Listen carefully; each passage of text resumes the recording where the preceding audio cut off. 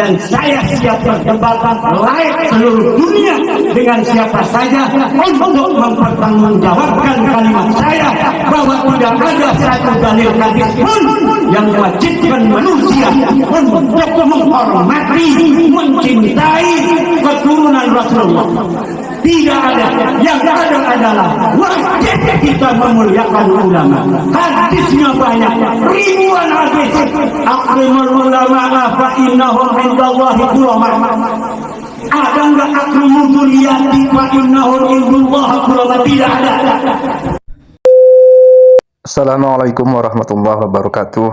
Bismillahirrahmanirrahim. Alhamdulillahirrabbilalamin. Wa bihi nasta'in wa ala umri dunya waddin. Wassalatu wassalamu ala sayyidina wa habibina Muhammadin wa ala alihi washabihi ajma'in, amma ba'du. Menanggapi pernyataan Pak Imad barusan yang mengatakan tidak ada dalil hadis yang menunjukkan kewajiban umat Islam untuk menghormati dan mencintai keluarga dan keturunan Rasulullah, dia koar-koar bilang gak ada, ngegas, ya gaspol, siap debat dengan siapa saja dalam soal ini. Aduh, jangan malu-maluin terus lah Pak. Ya, jadi tidak perlu cari-cari di kitab untuk sekedar membuktikan kesalahan pernyataannya Pak Imad itu. Cukup hanya kita bisa searching di media-media online milik pondok pesantren, dan ada juga milik NU, maka di situ kita akan menemukan dalil Al-Quran, ya. Tidak cuma hadis, dalil Al-Quran dan banyak hadis yang menjadi landasan kita umat Islam wajib menghormati dan mencintai keluarga dan keturunan Rasulullah. Dan saya yakin kalangan awam saja sudah banyak yang mengetahui dalil-dalil ini.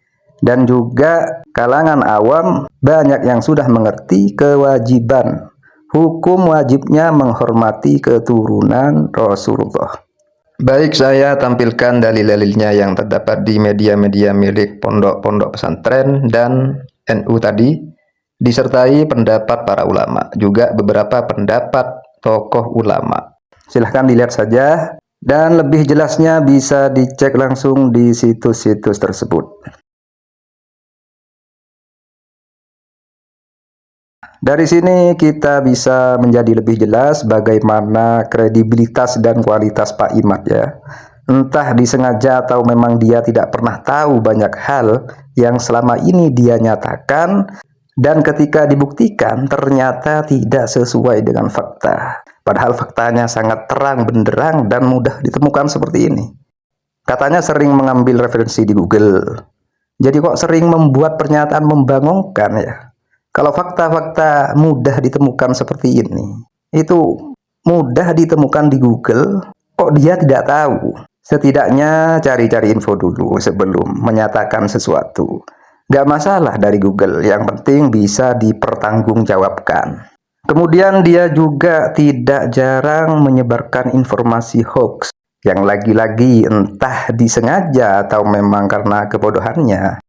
Contoh, ketika dia menulis dan menyebarkan, kemudian diamini oleh para pendukungnya bahwa Mufti Yaman telah membatalkan nasab Ba'alawi, sampai dibuat konten oleh para pendukungnya itu untuk memframing bahwa nasab Habaib batal. Akhirnya tidak butuh waktu lama, hal itu bisa terbantahkan bahwa Mufti Yaman tersebut tidak pernah mengeluarkan pernyataan seperti itu. Yang mana hal ini diklarifikasi langsung oleh wakil Mufti Yaman itu sendiri, yang dengan tegas menyatakan bahwa sumber informasi yang disebarkan Pak Imad beserta para pendukungnya adalah hoax, salah besar. Lalu dalam hal ini Pak Sugeng berusaha membela Pak Imad dengan berusaha mengelabuhi netizen dengan permainan kata-katanya. Dia bilang Mufti Yaman tidak mengakui atau kapan mengakui kalau Ba'alawi bagian dari Dzurriyyah Nabi. Jadi tidak usah repot-repot membatalkan. Seperti itu katanya. Lah, kalau misalnya Mufti Yaman tidak mengakui, ngapain membatalkan? Kalau membatalkan itu berarti asalnya menetapkan, mensahihkan. Kalau asalnya tidak mengakui, tidak mengisbat, ngapain membatalkan? Kan sesimpel itu.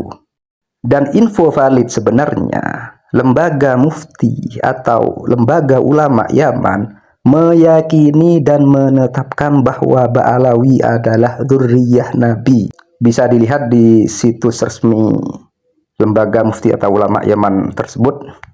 Terus di channel Pada Suka, Pak Imad juga berusaha mengelak agar tidak dibilang tukang hoax ya, agar tidak dibilang tukang penyebar hoax, dengan mengatakan kalau dirinya mengutip pernyataan Mufti Yaman tentang batalnya nasab Ba'alawi, dengan mengatakan kalau dirinya mengutip pernyataan Mufti Yaman tersebut dengan narasi dari Pak Imad kurang lebih, ya sudah, yang jelas saya ada kutipannya.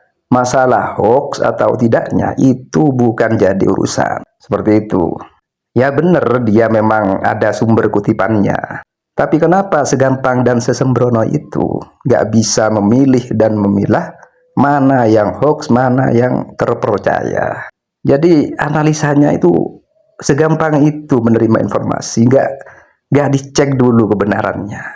Seenggaknya itu tahan dulu kalau mau mengutip sebuah pernyataan. Jangan seperti orang gegabah, lalu dengan enteng dilempar ke publik sebelum jelas kalau kutipannya itu betul-betul valid.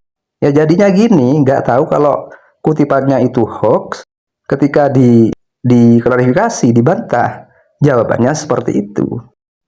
Jadi gimana? Masih mau menganggap Pak Imad ini sebagai orang yang layak dipercaya?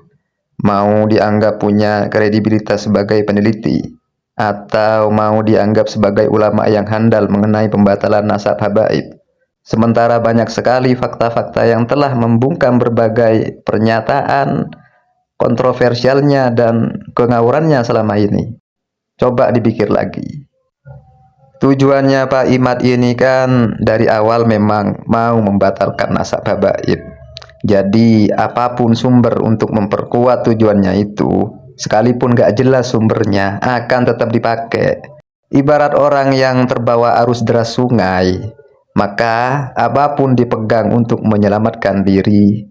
Entah yang dipegang itu ternyata cuma akar yang kecil, yang tidak kuat untuk menahan tubuhnya yang berat itu, atau hanya bayangan-bayangan semu, halu, yang dibayangkan ada superhero yang bisa menolong dan menariknya dari dahsyatnya arus sungai itu tadi.